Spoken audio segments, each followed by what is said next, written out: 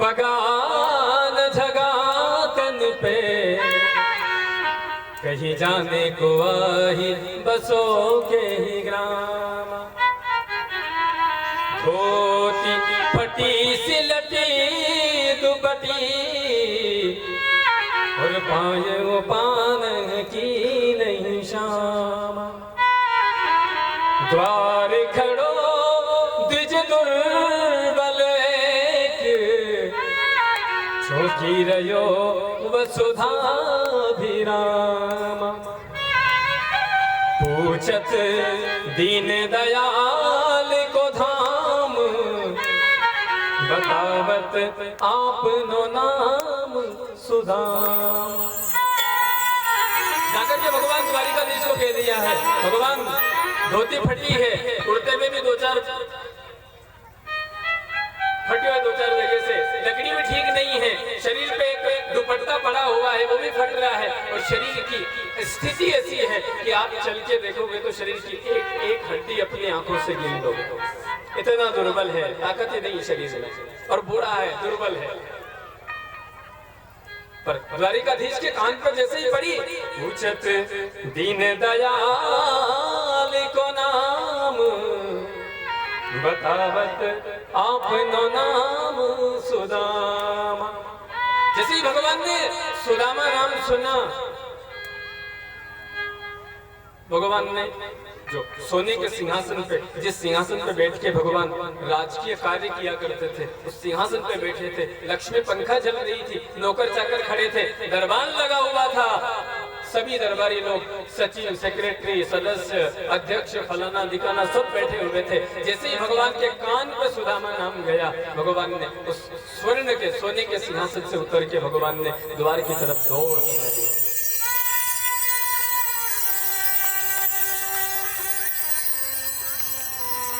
दौड़ लगा दी, दरवाजे पर गए और जाकर के सुदामा को देखा तो सुखदेव जी कह रहे हैं कि भगवान ने जैसे ही सुदामा को देखा, नेत्रों से आंसू बह चले, सुदामा को गले लगा लिया। सुदामा का हाथ पकड़ के धीरे धीरे गोपाल महल के अंदर ले गए, और जिस सोने के सिंहासन पे गोपाल बैठे हुए थे, उस सोने के सिंहासन पे सुदामा को बिठाया। सुदामा जी कह रहे, लाला मैं इस सोने के सिंहासन में बैठने के लायक नहीं हूँ, इतनी बुद्धि नहीं कि मैं राजकीय कार्य कर सकूं। भगवान द्वारिकाधीश कह रहे, आप लायक कितने हैं और कितने नहीं है मैं जानता हूँ, दुनिया वालों को बताने की जरूरत नहीं, आप यहीं बैठो। डांट दिया भगवान ने, सुदामा चुपचाप बैठ गया। भगवान द्वारिकाधीश सुदामा के चरणों में बैठ गए। लक्ष्मी जी से कहा, लक्ष्मी मेरा मित्र आया है, थका हुआ आया है, मुझे पैर धोना, इसके चरण को धोना है, जल लेकर के आओ। लक्ष्मी जी दौड़ी दौड़ी गई। अचंभे में भी है, आज तक ऐसा कोई मेहमान नहीं आया, आज ही ऐसा मेहमान आया जिनके धोती का ठिकाना नहीं, कुर्ता का ठिकाना नहीं, लकड़ी का ठिकाना नहीं, शरीर का ठिकाना नहीं, और द्वारिकाधीश ने आसन पे बिठा दिया और स्वयं चरण में बैठे हैं, ऐसा है कौन? लक्ष्मी दौड़ी दौड़ी गई, गंगा जल से एक लोटा भर के लिया और लोटा भर के लाई। भगवान अपने घुटने पे सुदामा के चरण रख लिए और बिना नंगे पांव चल करके आए। कंकर और कांटे भगवान सुदामा के पैर में लग गए। भगवान अपने हाथ से वो कांटे और कंकर निकाल गए। सुखदेव जी कहते हैं, राजन उसी क्षण भगवान के नेत्र से आंसू की धार बह चली और अपने पीताम्बर से, जो पीताम्बर देख करके दुनिया मोहित हो जाती थी, उस पीताम्बर से सुदामा के पैर साफ कर रहे हैं भगवान। वो कांटे, वो खून निकल रहा है, वो साफ कर रहे हैं।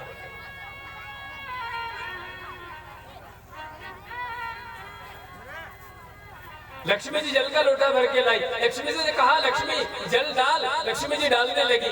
भगवान ने विचार कर लिया कि मेरा मित्र इतना परम पवित्र है, मेरा यार इतना पवित्र है, इसके गंगा जल भी फीका पड़ जाता है। कहीं न कहीं ऐसी व्यवस्था करो जो गंगा जल के बिना ही चरण धो लो। तो यहाँ संत सुखदेव जी राजा से कहते हैं कि देखी सुदामा की दीन दशा, करुणा करके करुणा निधि रो। जब सुदामा के पैर की हालत देखी, शरीर की हालत देखी, तो करुणा करके करुणा निधि रो। भगवान के आंखों से आंसू की धार बह निकली। और सुखदेव जी यहाँ तक कहते थाली आई थी, जो लोटा जल का आया था ना, उसको भगवान ने हाथ ही नहीं लगाया है। पानी परात को हाथ छुयो नहीं, नैनन के जल से पग धो। वो लक्ष्मी जो सोने की थाली लाई थी वो धरी धरा ही रह गई, जो जल का लोटा गंगा जलाया था वो धरी धरा ही रह गया। भगवान ने अपनी आंखों से दिव्य गंगा प्रकट करके सुदामा के चरणों को धो डाला।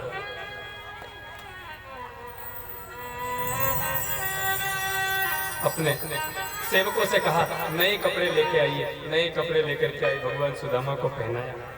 सुदामा से कहा अब आप बहुत थक गए होंगे, आप चल करके विश्राम कर लो। सुदामा भगवान जिस अतिथि कक्ष में लेकर के गए और जहां खास मेहमान सोते थे, उस पलंग पे भगवान सुदामा को बिठाया और सुदामा से कहा आप विश्राम कर लो। सुदामा ने कहा ठीक है लाला, विश्राम तो रोज करता हूँ, तेरे से मिलना रोज रोज थोड़ी होगा। तो भगवान कृष्ण कह रहे हैं सुदामा अपन गुरु आश्रम में साथ साथ पढ़े, साथ साथ खेले, साथ साथ गाय चराई, साथ साथ गुरु की सेवा करी। आप एक बताओ, मेरी तो शादी हो गई, ये तेरी भाभियां ही भाभियां 16,108 है, तेरी शादी हुई कि नहीं हुई? सुखदेव जी कह रहे हैं अपि ब्रह्मं गुरुकुला भवता लब्ध दक्षिणात् समावृत्तेन धर्माज्ञो भार्योडा सदृशीनवा। तुझे तेरे लायक धर्म पत्नी मिली कि नहीं? सुदामा जी ने कहा हे तेरी भाभी जिसका नाम सुशीला है, तो एक बात बताओ मेरी भाभी ने मेरे लिए क्या भेजा है? अब सुदामा जी कैसे कहते हैं पोटली भेजी वो चावल वाली। सुदामा जी नहीं कह रहे नहीं नहीं तेरी भाभी ने कुछ नहीं भेजा, तो भगवान कह रहे हैं ऐसा नहीं होता, मेरी भाभी ने कुछ तो भेजा होगा, कुछ तो दिखाओ। भगवान ने चारों ओर घूम करके देखा, कहीं कुछ दिखाई नहीं दिया, क्योंकि भगवान तो जानते थे कि खाक में है पोटली, पर भगवान छीनना नहीं चाहते थे। भगवान ने कहा सुदामा तुम सो जाओ। सुदामा जी सो गए और भगवान भी अपनी रुक्मिणी के साथ अपने महल में चले गए।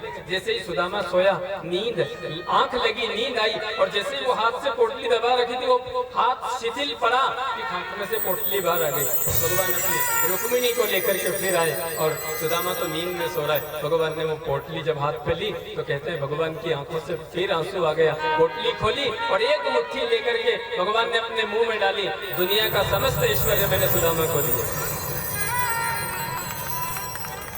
दूसरी मुट्ठी ली और सुदामा को डाली और भगवान ने अपनी भक्ति प्रदान कर दी। तीसरी मुट्ठी लेकर के खाने को चले कि रुक्मिणी जी ने हाथ पकड़ लिया।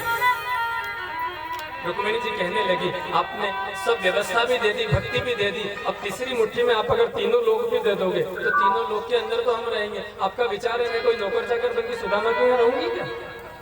सब उसको दे दोगे तो मैं क्या नौकरानी बनूंगी? माँ मुझे नौकरानी बनाओगे क्या? वो हाथ पकड़ लिया भगवान ने, वो मुट्ठी छोड़ दी, नहीं खाई और भगवान फिर चले गए।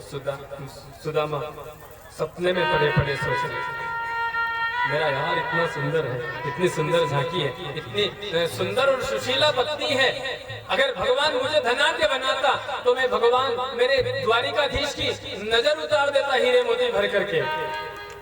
मानो सुदामा अपने सपने में ही भगवान से प्रार्थना कर रहा है कि कन्हैया यदि मैं होता तो तेरी नजर उतार देता, लेकिन है नहीं, करूं तो क्या करूं, मेरा वश नहीं चल रहा, मेरा जोर नहीं चल रहा। पर सुदामा कह रहे हैं कि घर